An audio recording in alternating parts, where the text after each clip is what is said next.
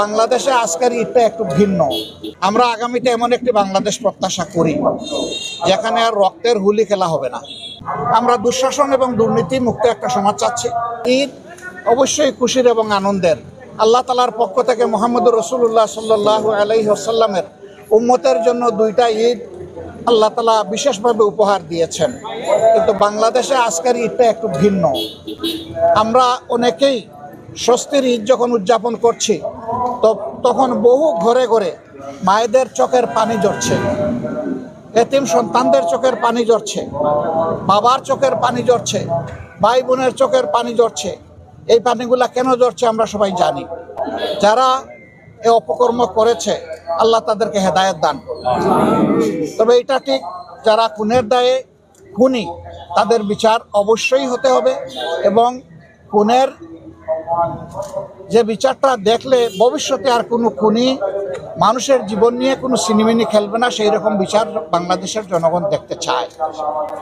যদি ক্ষতিগ্রস্ত পরিবারগুলো, আহত এবং পঙ্গু লোকগুলো তারা যদি দেখে যে তারা সত্যিকারের বিচারটা পেয়েছে, হয়তো বা তারা কিছু সান্ত্বনা পাবে। আমরা আগামীতে এমন একটি বাংলাদেশ প্রত্যাশা করি যেখানে আর রক্তের হুলি খেলা হবে না, যেখানে মানুষের জীবনকে তুচ্ছ গণ্য করা হবে না, যেখানে মানুষ মর্যাদা, সম্মান, ভালোবাসা এবং সমতার ভিত্তিতে বসবাস করবে।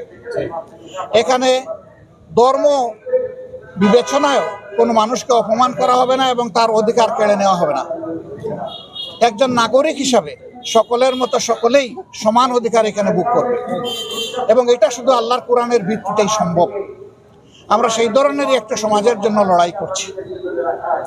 আমরা ওদা দুর্নীতিমুক্ত একটা সমাজ চাই, কিন্তু এই সমাজ গড়তে হলে অবশ্যই চাঁদাবাজ, দখলদার মুক্ত সমাজ গড়তে হবে আমাদের। এই ব্যাপারে আমাদের কোনো আপোষ নাই, এই জায়গাটায় আমরা আপোষ করি। এতে যদি এই কথাটা আমারও নিজের বিপক্ষে যায় তাও আমাকে বলতে হবে। এই সত্য কথা বলা ছাড়া আমাদের কোনো উপায় নেই। আমরা দুঃশাসন এবং দুর্নীতি মুক্ত একটা সমাজ চাচ্ছি, আর সেই সমাজ গঠনে আমরা দেশবাসীর সহযোগিতা চাই। এবং আপনারা সাংবাদিক বন্ধুগণ যারা আছেন, আপনাদেরকে আল্লাহ তাআলা এমন একটা জায়গায় রেখেছেন যে আপনারাই সমাজের পুরা চিত্রটা দেশ এবং দুনিয়ার সামনে তুলে ধরতে পারেন। ইচ্ছা করলে আপনারা সাদাকে সাদা হিসাবেই আনতে পারেন, আবার সাদাকে আপনারা গোপন করে ফেলতে পারেন। আমাদের অনুরোধ থাকবে সাদার বিকাশ এবং কালোর বিনাশে আপনারা ভূমিকা রাখবেন ইনশাআল্লাহ। যদি সাদার বিকাশ আর কালোর বিনাশে আমরা সবাই মিলে ভূমিকা রাখি, তাহলে এই দেশে আর দুর্বৃত্তায়নের রাজনীতি পুনরায় দেখা দেবে না এবং আর মানুষ ফ্যাসিবাদের কবলে পড়বে না। আল্লাহ এমন একটি দেশ আমাদেরকে গড়ার তৌফিক দান করেন। আবার সকলকে এই দেশ শুভেচ্ছা জানিয়ে আমার কথা এখানে শেষ করছি। আসসালামু আলাইকুম ওয়া রাহমাতুল্লাহ।